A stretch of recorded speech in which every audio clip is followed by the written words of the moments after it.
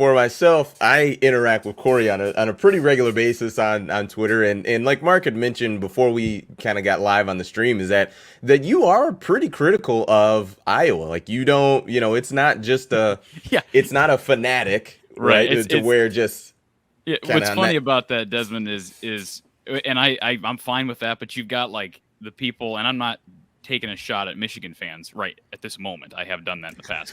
But Yeah. you've got the fans who are on this channel, and especially that show that we did last December, who have an opinion of me that I'm a homer. And, I had a guy, I don't know if you watched the post-game show, but I still remember this guy that called in during the post-game show, just irate, just wanted me to apologize. And even when I admitted my prediction was wrong, he was absolutely irate.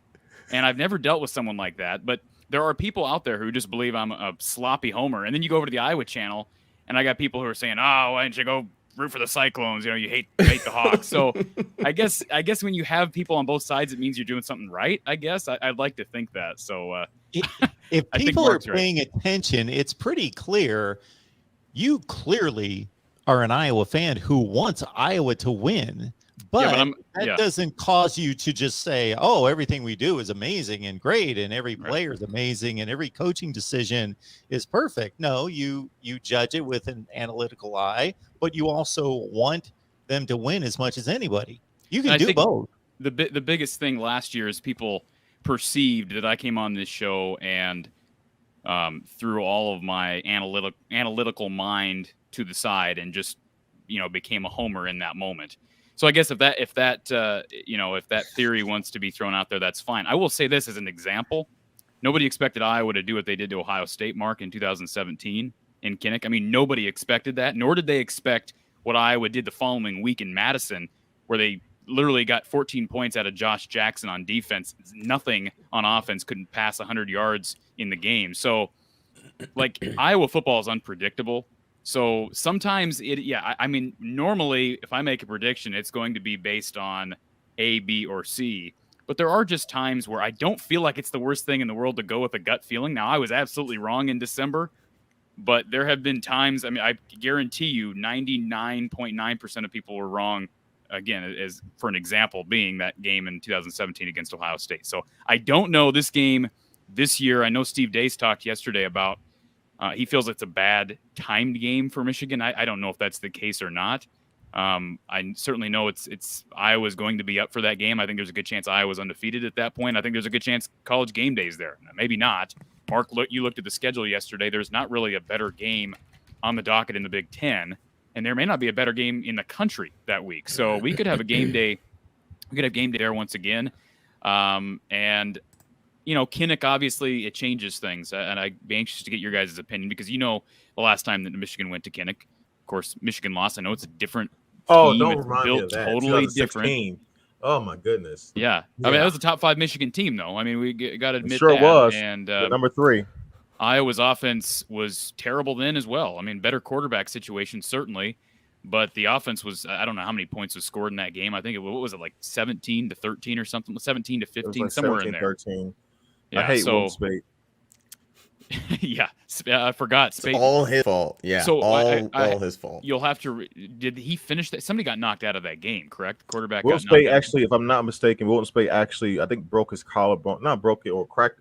He hurt his collarbone. I'm pretty sure in that game. Man, I haven't heard that name, I think since 2016. Man, that guy. Oh, rightfully so. Rightfully so. He ended up transferring, going to UCLA, and basically kind of disappear in the. Which was a weird, 10-second tangent. Which was a weird combination. It's like, you're going to play in a spread offense, but you can't run, whatever. It was a weird combination. He went to go play for it. That was Chip Kelly first got to UCLA. It didn't really make a lot of sense, but I digress. Anyway, for one, Corey, Desmond and I are going to be on opposite ends of the pole on this. I respect highly playing at Kinnick. I think it's a tough place to play. I've been burnt there before. Obviously, we just talked about as a Michigan fan, especially with a lot on the line. Desmond does not agree with that. He thinks playing at Iowa is a practice game, essentially. And I couldn't disagree more. I think that Kinnick is a tough place to play. We've seen Ohio State go down there. You guys took down Penn State last year, even though they lost their quarterback. I mean, it is a snake pit. I would assume that game either is a night game or it's going to be flexed to 1, or at least a 3:30 kick. Hopefully, for our sakes, it is. I think it'll be a noon kick. I think it's going to be a noon kick, right, Mark? You think so? I think we agreed on that. I mean, Fox has rights, and it's the best game on the. The big Saturday thing. Yeah, the big Saturday. I don't like it. It's not. That's listen. That's a benefit Michigan. for Michigan. Yes, that's advantage sure. Michigan now that Fox has rights to these games. Wow. Yeah, I did not know that. I just assumed that would be a night game, but yeah, you're right. You know, Fox has again. Fox has obviously, again, Mark, your background in TV is a lot more vast than mine is. So I'm assuming there's a chance that Fox could still take that game and make it a 7 p.m. game, depending on what Saturday Night Football on ABC is. I don't know how that works, but certainly if you're Iowa, you want a night game in Kinnick. Absolutely. I do think that there are, from time to time, some fairly weak selections by ABC and ESPN. It's not Ohio State and Penn State or Alabama, LSU. That's a bad selection because that's usually a CBS, but it's not a marquee game. They can't make it a marquee game every Saturday night. So sometimes there's a weak spot for Fox to slip in. They've made the noon hour or 11 a.m. Central their prime time to counter program a weaker game on ABC and ESPN, but at the same time they still have thrown some nice matchups in prime time when they see an opportunity. Look, it's a noon game. It would help my bedtime because that would mean if it's a to midnight. Just to reiterate this, we looked at the national docket yesterday, and so not only is this the best game in the Big Ten, but because it's the best, this is my line of thinking, because it's maybe the best game nationally, it could be at least perceived to be that if both teams are undefeated. That, I think, is the route for Iowa to make this a primetime game.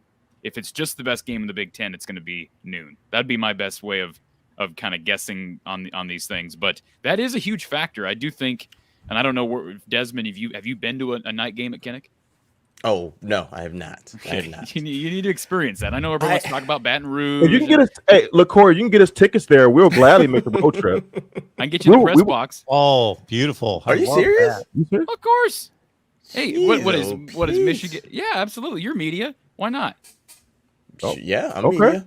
I will say there's not. not. We got to start working on Voice this. of college football on that credential request, and October I think you're golden. Absolutely. That could be doable. Let me just say this real quick. Sure.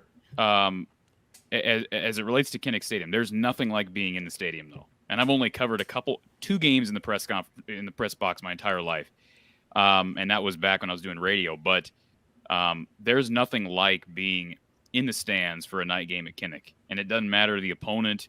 I know everybody wants to talk last year, that Penn State game, as bad as the Iowa offense was, and I know that Sean Clifford got knocked out of that game, and the game may have very well turned out differently. I think we're just guessing on that. I know some people want to act like they know it would have turned out differently, but we don't know that.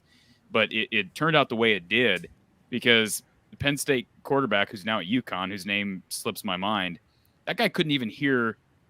I mean, he couldn't even hear his own cadence. So, that is the type of thing you're going into with Kinnick. They're right on top of the field, and the fans have been drinking all day. They finally made alcohol. They're finally selling alcohol in Kinnick, which people drank, as you and I both know. They drank before that, but now they're finally. Last year was the first year they actually sold alcohol in Kinnick. Made over $3.4 million. I saw the report the other day, just in one season. So, yes, definitely advantage Michigan if it's an early game.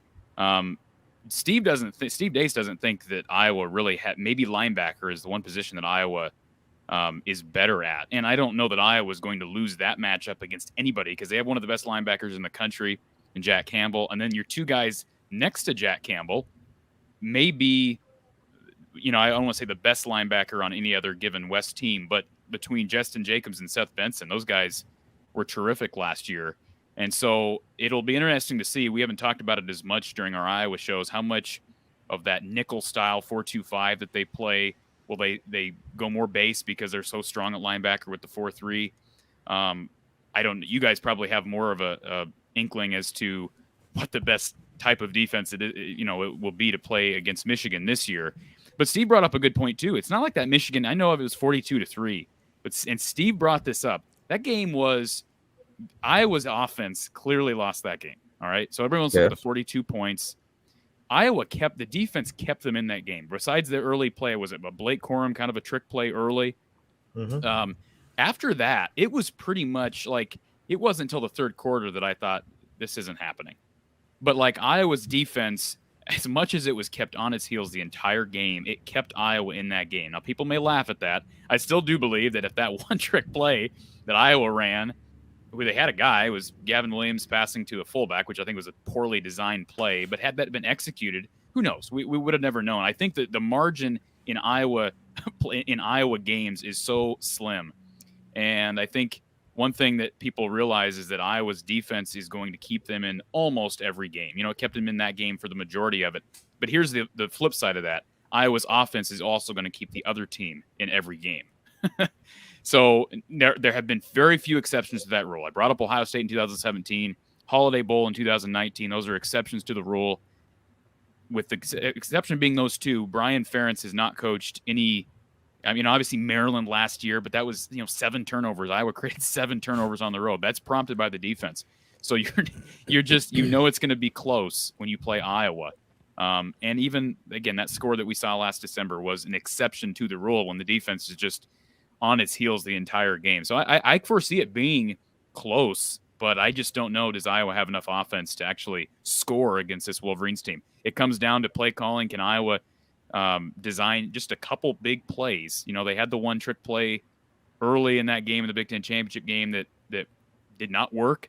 So had that worked, again, if you can maybe execute one of those early in a game this September, October, who knows?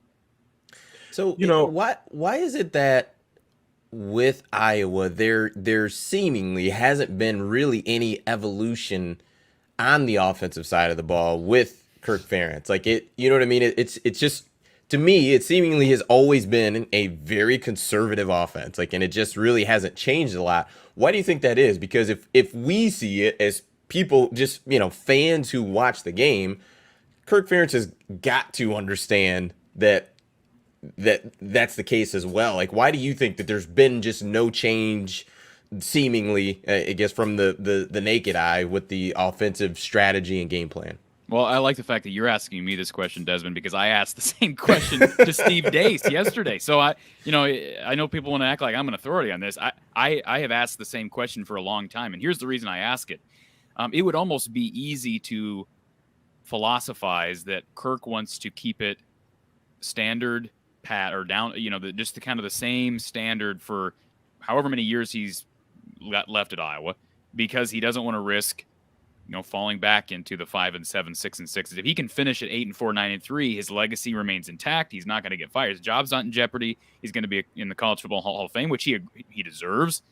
But I do think the question becomes much more relevant when you look at the fact that it's clear that Kirk Ferentz wants Brian Ferentz to be the heir apparent. And when Brian Ferentz is the offensive coordinator, now he's the quarterback's coach. I agree with you. What would be the logical reason why you would not allow Brian, if that's what Brian wants to do? And again, we don't know what's going on behind closed doors, but there's just no reason why you wouldn't want Brian to experiment and change things. The offense isn't working. 123rd in total offense in 2021. And we can go back, then it's not just 1 year. It's not an outlier. The one outlier was in 2020 when the Big Ten West was terrible. Penn State was down, Michigan State was down, and Iowa beat those teams. But that's the one outlier, and the Kirk Ferentz apologists want to point to that year. That's the outlier. That's the exception to the rule. I don't understand it. I do think this year there will be changes. Now, I don't know how vast that will be. I question Brian Ferentz's ability to actually make those changes. I question his ability to coach quarterbacks. Iowa fans have heard me talk ad nauseum about the fact that Chuck Long, maybe the greatest quarterback to ever play at Iowa, went on the record here a couple months ago and called the move to make Brian Ferentz quarterback's coach. He called it nepotism, which it is. He also commented that he'd never heard of a former offensive lineman and offensive line coach just all of a sudden becoming a quarterback's coach. It's a very odd move, but it also can be explained with one word, and that is nepotism. So I do think there's going to be changes. I just don't know if Brian Ferentz is capable or qualified to make those changes. One thing I do think you'll see more of is I think you'll just see more shots down the field. and I've been saying that for a while. That doesn't mean anything. It doesn't mean that they're going to execute them. I know they took shots against Michigan last December. People watch that game back. There were shots, but guess what? They were one-dimensional shots into coverage because that's what Iowa does. Iowa, for the most part, and I don't know whether to put this primarily on Kirk or on Brian, as creative as LeVar Woods is with the special teams unit, it's almost the opposite with offense. There's very little creativity. And you saw that one-trick play from Gavin Williams to Monty Pottebaum, the fullback in the end zone, and Iowa fans love to see it, and I love to see it. You don't need a bunch of trick plays, but you love seeing them when they draw them up. Hey, at least it means they're working at designing plays. That's the only shot they took in the game on a kind of a trick-esque play, if you will. So, they're going to take more shots down the field, I think, because they have to. They know that's what fans want to see. And it's not that, let's be honest, it's not that hard to call up shots down the field. What takes hard work is to design plays specific to your opponent that you are confident will work. And you don't want one, you don't want two, but you need 3 or 4. And you may not use them all in one game. So that's the question. Does Iowa have, is Brian willing to put in enough work to where they've got those plays in their back pocket and they're willing to pull them out when it counts? But I do think you'll see more shots down the field, whether they work or not. Yeah, but it's not different, what Kirk Ferentz is doing in terms of, being a little bit more, conservative and not changing this offense. So we saw the same thing with D'Antonio the later years at MSU. Like these head coaches have become have long tenures at the universities, and they have established identities, if you will. It's very rare that they try to reinvent themselves or their programs, and they tend to stay in their box. They know what kind of style of play they want. They know what kind of players is needed to fit that style of play, and they pretty much stay, are willing to live and die, with those results. So yeah, I would be shocked. I couldn't imagine the reality in which I saw Iowa in the spread and doing reverses and doing all kinds of crap. I know you're not saying take that big of a jump, Corey. Just add a few wrinkles here and there, take baby steps. I totally get that.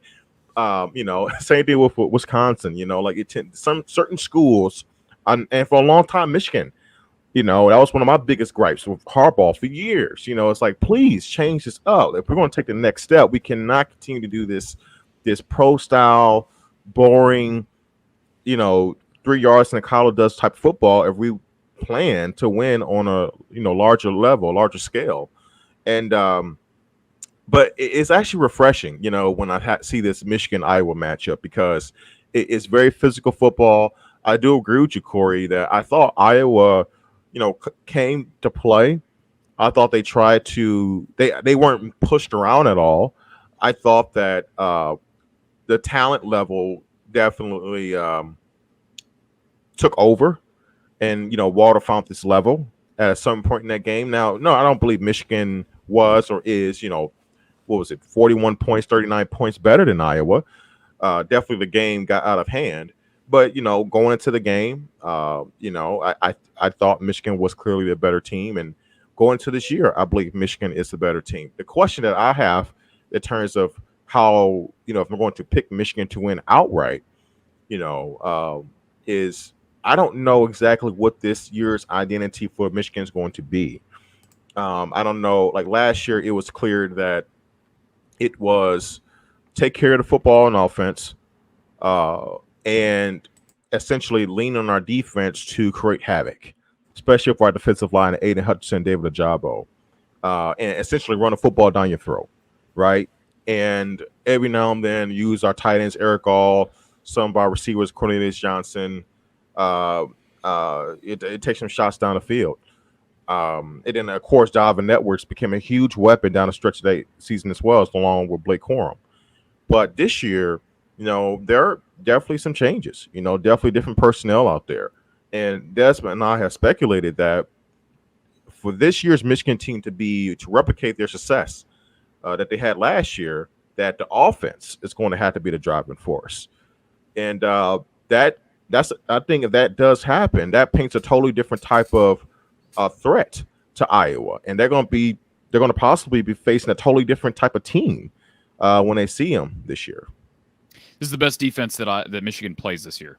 I'll say that. I don't think there's anybody, and Penn State might be the one that can rival that, but I mean, I don't see anybody else on Michigan's schedule that is going to be close to the defense that Iowa is going to pack in there. And that doesn't mean that Michigan's not going to score on Iowa. There's no question about that. Here's one thing I want to bring up. You just brought it up, Dre, but the mention of D'Antonio and not really innovating as time went by. Here's one thing I do think of when I think of D'Antonio. I think of the trick play to win the Notre Dame game in 2010. Yeah. That's what I think of when I think of D'Antonio. That's fake called field goal. Yeah. What did I say? Yeah, the fake field goal.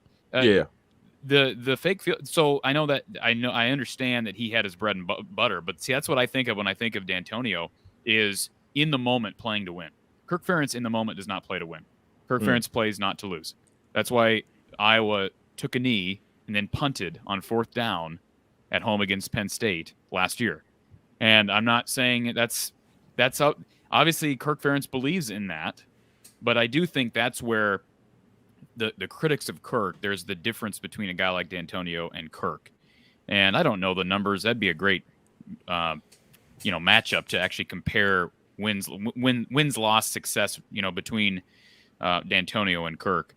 But back to your comment about Michigan and the offense. The one thing about Iowa's defense, and we saw this last year, is they have this innate ability to create turnovers.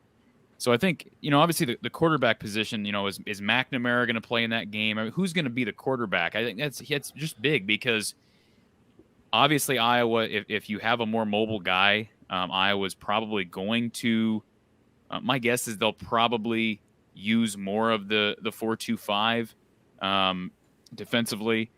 But at the same time, if you're Jim Harbaugh, which guy is going to get you beat? And I'm not saying you play not to lose against Iowa, but that might be the one way that Michigan comes into Iowa City and loses is you have a couple sloppy turnovers early and you dig yourselves a hole, and Iowa just takes care of the rock. And here's the difference between, you brought up Wisconsin. Here's the difference between Wisconsin and Iowa. Wisconsin doesn't have to be creative. They don't have to be innovative because they run the ball. And that's the misnomer. That's the misconception about Iowa. Oh, Iowa runs it down your throat. No, they don't. Okay, they don't run it down your throat. They don't have this dominant running attack. The numbers have hashed this out for years. Very rarely does Iowa have a dominant running attack. Anybody want to guess the 1 year recently that Iowa had a dominant running attack? 17? 2020. The COVID year again. Okay. So I'm not. I guess my point is, I don't think there's any reason to think, 2021 was just an off year. I hope that's the case, but you lose the best center in the country in Tyler Linderbaum. You lose your second best offensive lineman in Kyler Schott, and arguably your third best offensive lineman in Cody Entz. Two guys that nobody seems to be talking about because they got a lot of young guys behind them. But tackle struggled. I think Aiden Hutchinson and Ojabo exposed that. I mean, it was almost like Jack Plum and whoever was playing on the other end basically weren't even in the game because Hutchinson just did what he wanted in the game, and it was ridiculous. But that's coaching and it's strength and conditioning. Right now, Iowa, these summer months are going to be huge for games like this against Michigan because if Iowa gets dominated at the point of the attack, it's going to be a long, long day or night. But again, turnovers, can you force those turnovers? Can you run the ball effectively against that Michigan front? I don't have a whole lot of faith in that happening, and that's why it's just hard to foresee a scenario where Iowa scores more than 14, 17 points because I just don't know how that's going to happen unless a couple trick plays hit or, I just have a hard time seeing Gavin Williams and LaShawn Williams getting loose against that Michigan front. But, I know that you guys have dealt with some losses up there, so it's not inconceivable that I would run the ball better. But obviously the first few weeks of the season are going to be telling. Iowa goes up against a good, but, a Iowa State front that's dealt with some attrition. South Dakota State is a good FCS program, but it's not going to test you like Michigan is going to.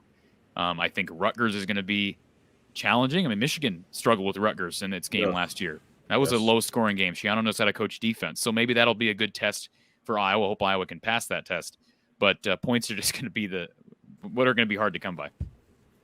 Yeah, and in terms of turnovers, one of the main reasons why Desmond and I were just not buying the selling point that you were using during the Big Ten title game was one. You gave a plethora of reasons, but one of them were, Iowa's ability to force turnovers all year, and what we knew, what was well established, was that year's Michigan team did not beat themselves. They rarely committed penalties on both sides of the ball. They took care of the ball on offense. I think Cade, he had some kind of record for consecutive passes without an interception. Now you bring up the JJK quarterback situation. That's going to be huge in terms of, playing into that formula for Iowa to take some advantages here and maybe get a pick or a fumble here and there, because I do believe that Cade, as of now, if I had to pick a quarterback, believe it or not, that I would feel comfortable going to play at Iowa, is Cade and not JJ. Even though I believe for us to win at our elite level, JJ needs to be the guy. But to play at Iowa in that type of environment, you want a guy who is experienced, who's going to take care of the football, and do the safe things to get you out there with a win. And one of the things I know about Harbaugh, and this bites him a lot of times, but it has helped him get out of tough games, is that he will do whatever it takes, no matter if it's conservative or not, to make sure he's doing to win that particular football game. And if he feels like he needs to run it 100 times to win a football game, he's going to do that. As boring as that might be to us, So that's one thing I can take in solace in, is that Harbaugh, unlike Kirk Ferentz, will do whatever it takes, and he will not bend with that. Whatever the game is showing him, he's going to ride with. And he's not going to get cute. And so it's going to be interesting. Don't get me wrong here. I have a great deal of respect for the Iowa program, playing at Iowa in a big game during the regular season. So, I'm going to be nervous. I'm nervous now, and I'm pretty sure I'm going to be nervous going into that game. Jim Harbaugh has not. Let's remember, Jim Harbaugh has not won in Kinnick. Yeah. Right. I don't think I'm missing something. So, Iowa has struggled to score these last two games against Michigan. They scored a combined 6 points in the last two matchups. But Michigan struggled to score in 2019 against Iowa in Ann Arbor. It was an ugly 10-3 game. And they struggled in 2016. So defensively, I'd like to think, and here's the other thing too. Kirk has become. Here's one thing I do like about Kirk towards his later years of coaching, and I do have a lot of respect for Kirk, but this is something that I really I admire about him as time has gone by. He has become a bit more vivacious. Is that the right word? He's become a little bit needling, if that makes sense. So I think about the Nebraska-Iowa game 2 years ago, and Scott Frost making a comment about Iowa clapping and throwing off the Nebraska cadence, or the Nebraska snaps. And, he made a big deal of bringing that up in the postgame. He had called 3 timeouts in 2020 when Iowa was just running out the clock because he didn't like how PJ Fleck had called timeouts. And, he made a comment about, I figured we'd leave the timeouts here and take Floyd with us. So stuff like that, he's a little bit more zing than he used to be. And the only reason I think that could come into play here, it probably won't, but could come into play here, is I don't know this for a fact, and I know you guys aren't going to like me saying this, all right?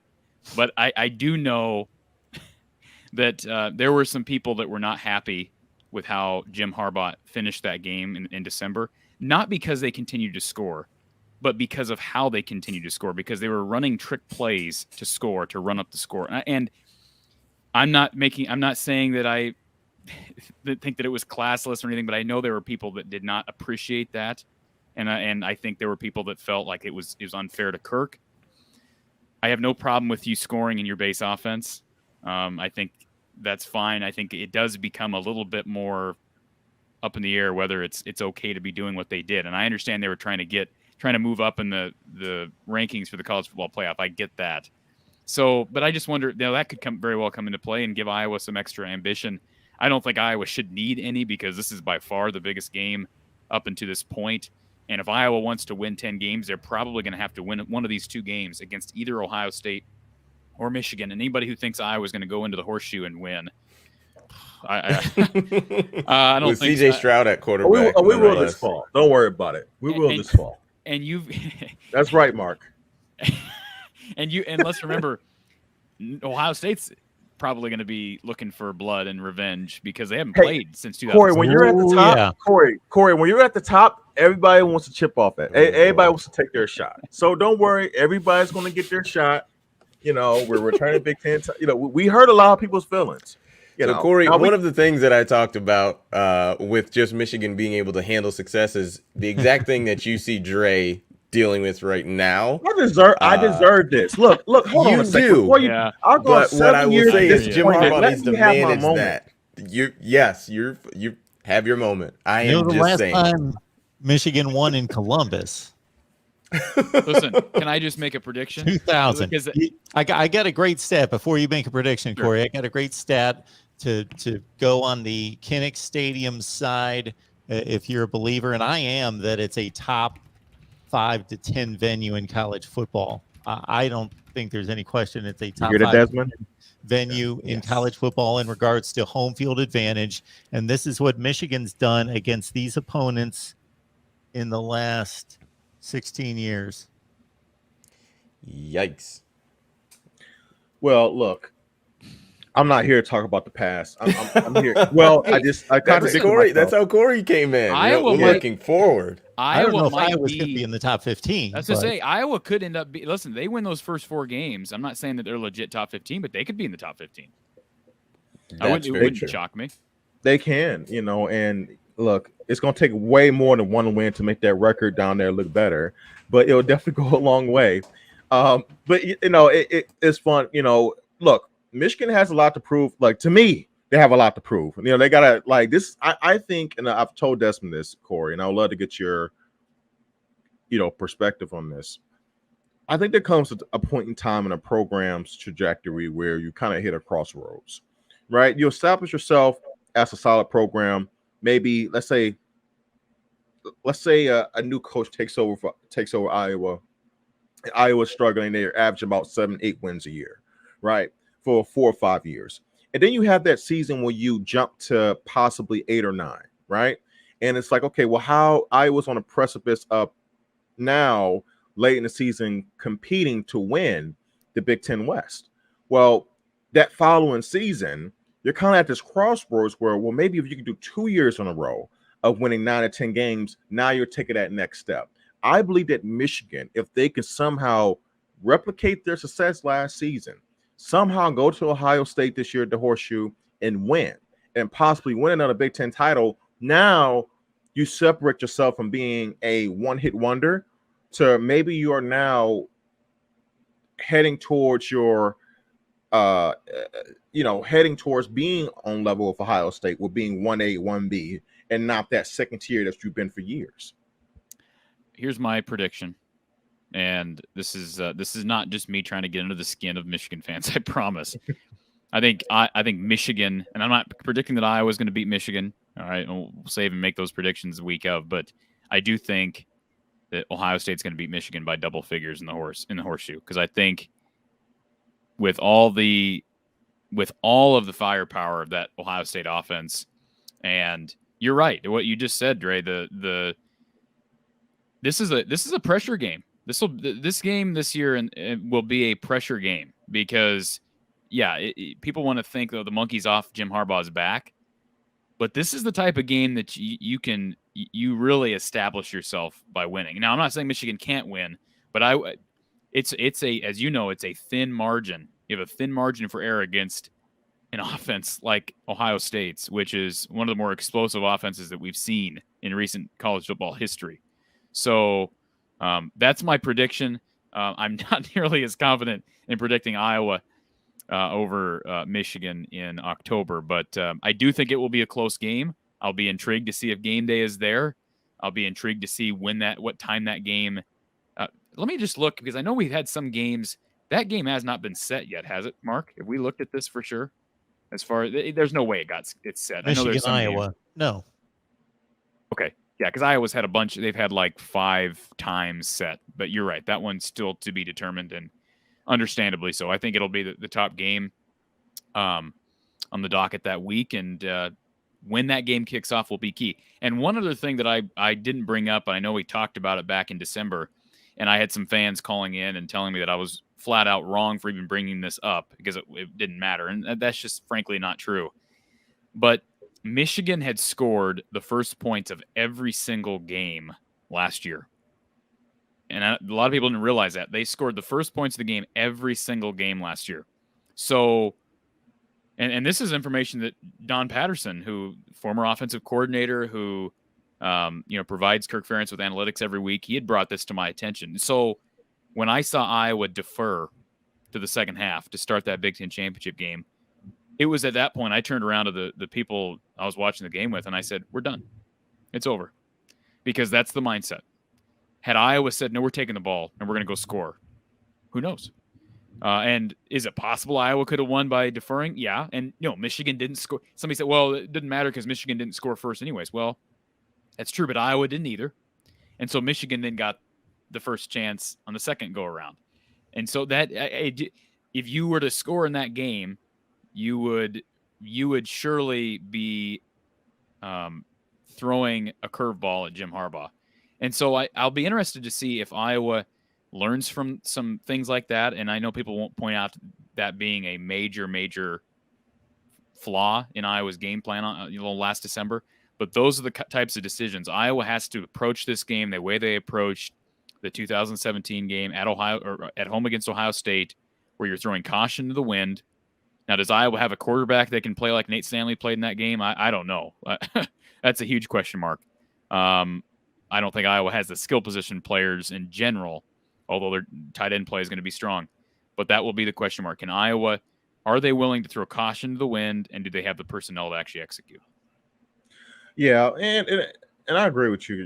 It sets a tone, from the go. And I give you a case in point where this past season when Michigan went to play at Wisconsin, historically, Michigan recent history, Michigan was not playing well at Wisconsin.